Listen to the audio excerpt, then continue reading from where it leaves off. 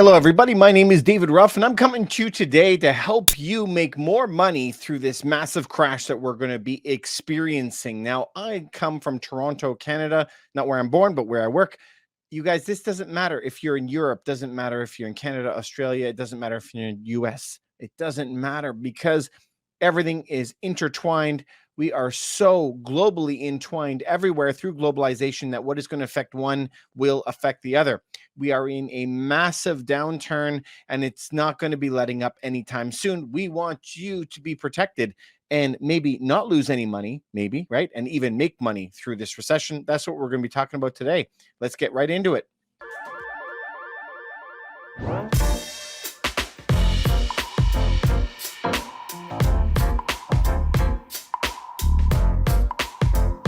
Let's jump right into the articles, you guys. Thanks so much for coming by. Our first article that I wanted to look at this. Ray Dalio does the math, and rates at 4.5 would sink stocks by 20%. 20%. This is a big deal, right? If those rates go up, and it sure looks like it will after the last CPI that we saw in the United States. Now, remember, it happens first in the CPI in the United States, and then the other countries will follow suit after they raise their interest rates. So let's see what the US does, and then we'll follow that to the rest of us. All right, if we go into the next article, if we take a look at that, Bank of America sees new lows for the US as inflation shock ain't over. Their own words from Bloomberg. You guys, this is not over anytime soon. Now, one thing that seems to be very congruent, it's always the same, is the big banks, Goldman Sachs, JP Morgan, all of them are saying that there's a lot of pain to come. Yet when you listen to the Bank of America, the central bank, or any central bank, they're all like, it's going to be okay. Everything's under control. But is it under control? I don't think so. All right, so let's dig in a little bit more, you guys. The next article that I wanted you to pull up, please take time to look at it if you have time. Money.usanews.com. Bank of Canada says it must communicate more clearly on inflation. Okay, you guys, let's get this straight. So we're saying that with the houses prices burning down, the crisis is everywhere. What we got to do, this is what's going to fix it. Not us printing more money. Let's not talk about that. The fact that we are going to enunciate our words better and communicate more clearly that everything's going down. These guys, unbelievable. That's the priority, is their communication. Okay, so let's see. What do they mean? They want to focus their central bank's efforts on communicating clearly and concisely. Indeed. All right, so if you can't laugh, you're going to cry, right? The Bank of Canada has been trying to simplify its public outreach for a number of years, I guess, publishing videos in plain language explaining of monetary policy. Remember, you guys, modern monetary theory, or MMT, which you're going to keep on reading in the newspaper. You're going to be seeing these different types of headlines, right? MMT, what does that mean? Or quantitative easing. Nobody understands what that means. It means that everybody is spending money like a drunken sailor that they don't have. Just like if your parents gave you an empty credit card when you were 15 years old and said, go nuts, buy whatever you want. That's kind of how they've been behaving, right? And so that is the reality of this situation. But they want to make sure that they're telling you their words clearly and concisely.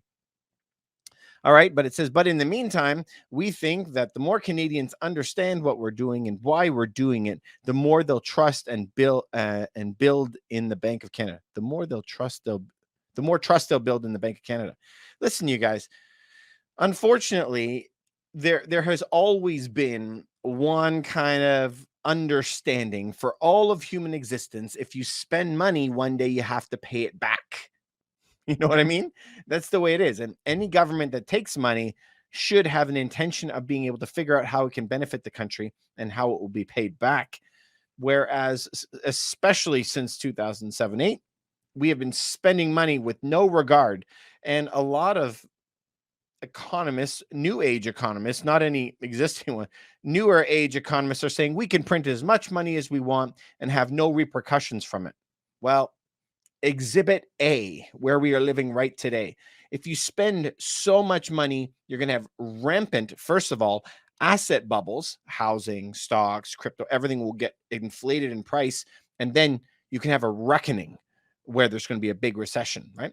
But remember, in capitalist systems, a recession is normal every 5 to 7 years. So it's not really a shock that one's going to come, but the idea of you being able to go on throughout your entire life and never have another one, I think that's kind of new age crazy. All right, let's look into my last article that I wanted to show you guys. This is in fortune.com. I would like you to go take a look at it if you see fit. This article in fortune.com, we're entering the next stage of the housing market downturn. 3 things to expect moving forward. Okay. Back in June, Fed Chair Jerome Powell made it clear the housing market would go through a reset. Now, what on earth does a reset mean? He says, and I quote, I'd say if you're a home buyer, somebody, or a young person looking to buy a home, you need a bit of a reset. Funny that we keep hearing the world, right? Having a massive reset. We need to get back to a place where the supply and demand are back together and where inflation is down low again and mortgage rates are low again. I don't know. Did you see that? We need a reset. We need inflation down low, and we need what? Interest rates low again. He's saying what he wants. Interest rates low again. That's kind of important, right? It's very important. So he wants to get back there. Now, Powell admitted that in June, but Powell was non-committal as to whether the rate shock would push home prices lower. You guys, every single time, it doesn't even matter. It doesn't matter what country, what century, what ruler, it doesn't matter. If interest rates go up 1%, you lose 10% of your purchasing power. That has been the rule of mathematics. It's just how it works. It doesn't matter where you are.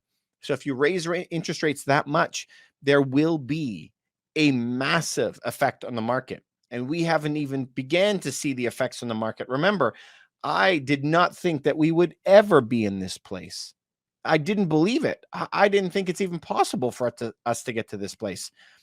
Who does interest rates hurt the most? The people with the most debt. And the governments have more debt than anybody, right?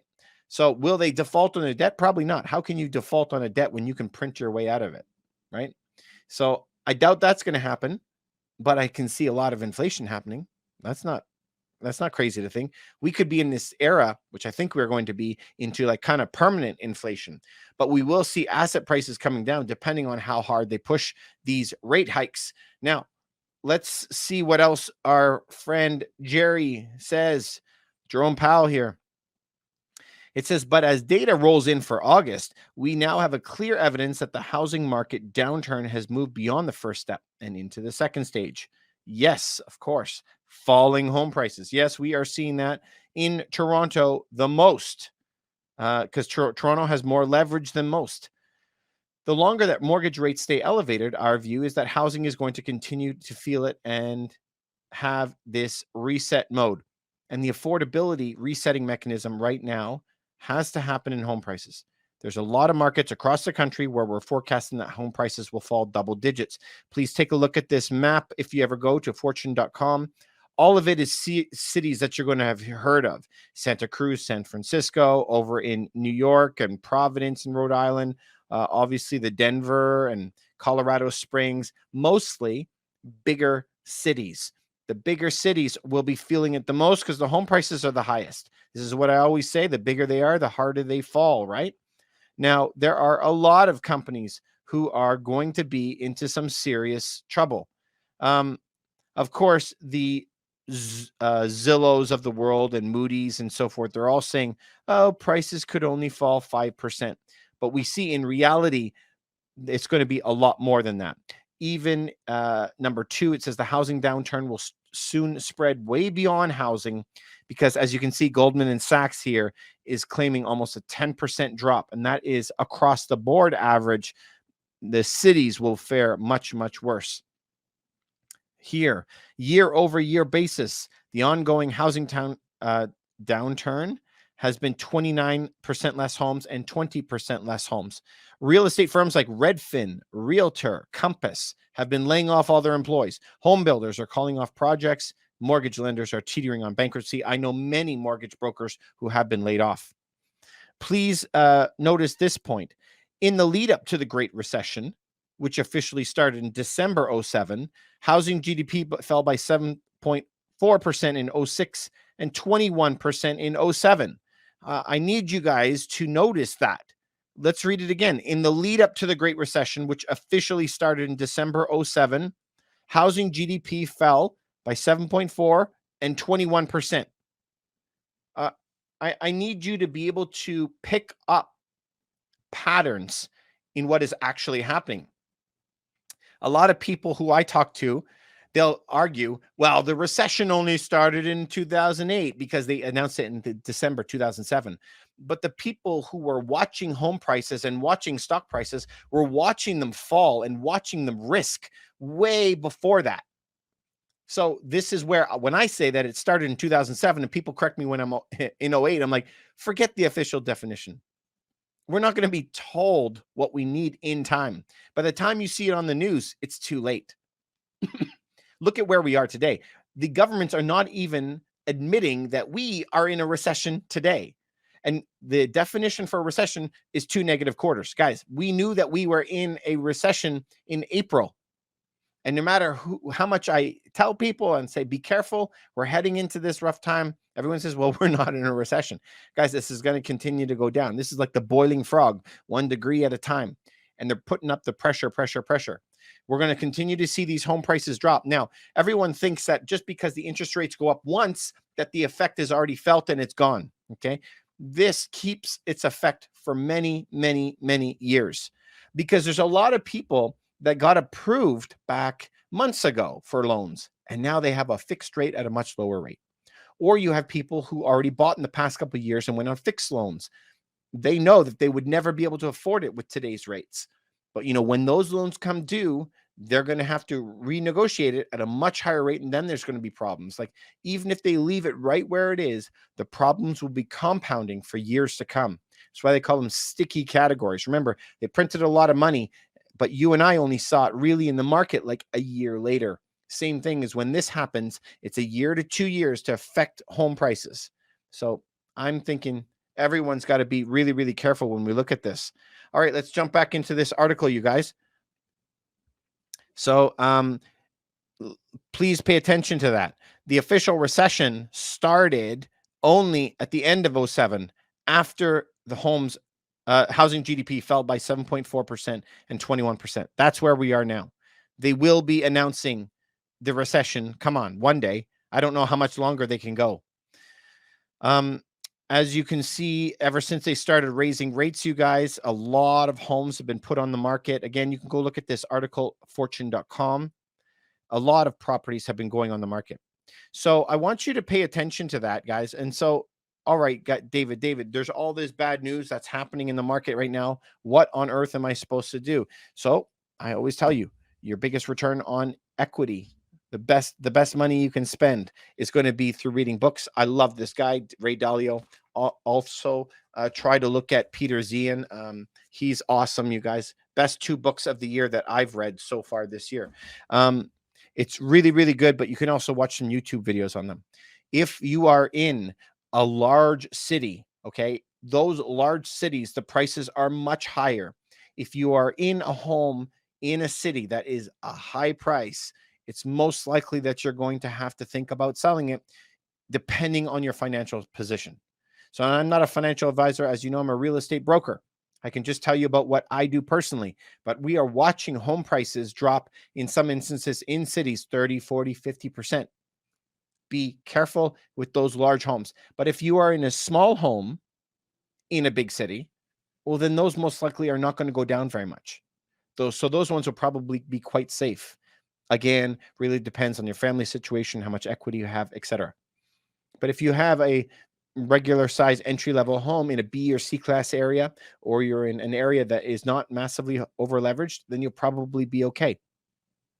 Everybody is different. Listen, when I was young, I always wanted the quick answers and just give me the answer today. But it's not blanket. Like, everybody's different, right?